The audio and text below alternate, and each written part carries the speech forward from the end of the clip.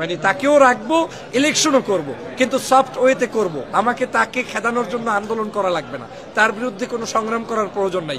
বিনা সংগ্রামী উনি এখান থেকে আস্তে ধীরে ইলেকশন দিয়ে চলে যাবে। আবার এটাও মনে রাখতে হবে, আপনি শত সংগ্রাম করলেও তাকে তাড়াইতে পারবেন না যদি সে না যায়, কারণ তিনি জুলাই বিপ্লবের জনগণের ম্যান্ডেট নিয়ে ক্ষমতায় এসেছে। অতএব জনগণ কিন্তু তার সাথে আছে। বাঙালি বলতে আমাদের তো একটু অস্বস্তিকর, যে কোনো কিছু খুব দ্রুত পেতে চাই।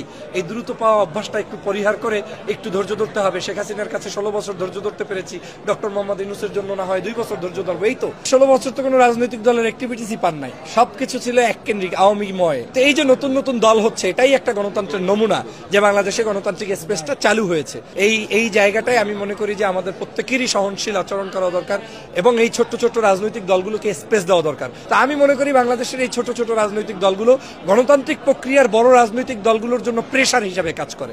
অতএব এই দলগুলোকে ছোট করে দেখার সুযোগ নেই। আর সবাই তো ছোট ছিল একদিন, আজকে যারা বড় দল, এই দল যেদিন গঠন হয়েছে সেদিনও হয়তো 200 লোক তাদের সাথে ছিল না। সফল তারাই হবে। প্রথম কাজ হচ্ছে দেশপ্রেম থাকতে হবে পর্যাপ্ত।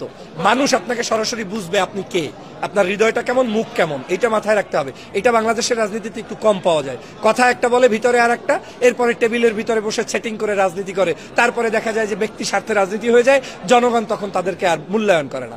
এইটার থেকে পরিহার করে থাকতে হবে। দ্বিতীয়, ধর্মীয় মূল্যবোধের প্রতি আপনার সেন্টিমেন্ট থাকতে হবে একদম ক্লিয়ার। এখন যদি দাড়িওয়ালাকে দেখে, টুপিওয়ালাকে দেখে, নামাজওয়ালাকে দেখে আপনি ট্যাগিং এর রাজনীতি করেন, এই রাজনীতি যারাই করবে তারা প্রতিষ্ঠিত হইতে পারবে না। 3, ভারতীয় আধিপত্যবাদ, বিদেশি কোনো ধরনের ষড়যন্ত্র, সেটার মধ্যে পাড়া দিয়ে বাংলাদেশের বিরুদ্ধে কোনো ষড়যন্ত্র করা যাবে না। যারা করবে তাদেরকে জনগণ প্রত্যাখ্যান করবে। এই কাজগুলো যদি নতুন রাজনৈতিক দল নিজেরা এটাকে মানতে পারে, আমি বিশ্বাস করি তারা জনপ্রিয় হবে। না মানলে তারা আস্থা করে নিক্ষিপ্ত হবে।